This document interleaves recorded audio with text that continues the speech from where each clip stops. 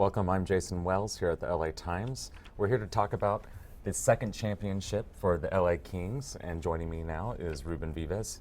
Welcome. Thanks for having me. Of course. So you were out there Friday night. You were among the crowd of fans. Yeah. And maybe we could just describe what you saw the moment that final puck went in at double overtime. Well, I mean, before that puck went in, I mean, there was just the faces of agony, of anxiousness, of everyone just like wanting the game to be over.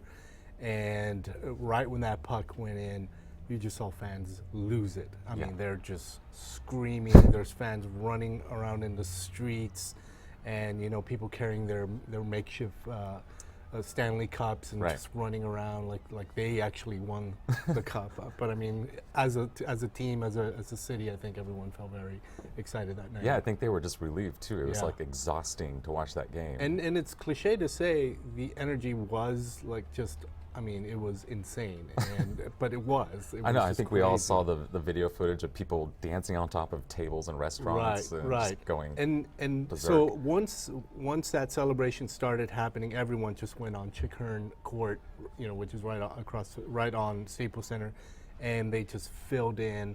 That's just right outside the venue. Right outside, and then people were. I saw crowd surfing at one point. There was toilet paper being tossed around, fireworks being set off.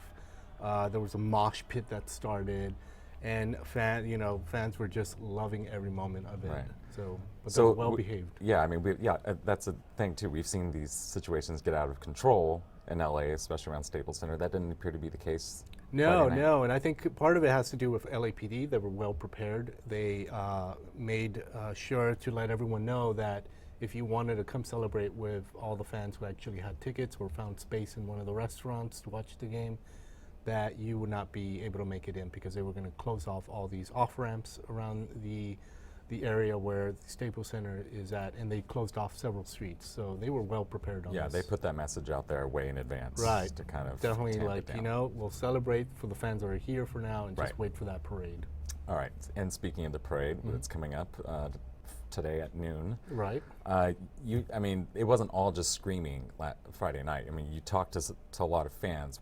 I mean, what were generally some of the things that they were saying about the team and about hockey in Los Angeles of all places? You know, I spoke to even some fans who weren't Kings, who don't follow the Kings. For instance, I talked to this Chicago Blackhawk fan, and she was saying how LA King fans are just like the best fans. They were very nice, and sure enough, I saw some of that.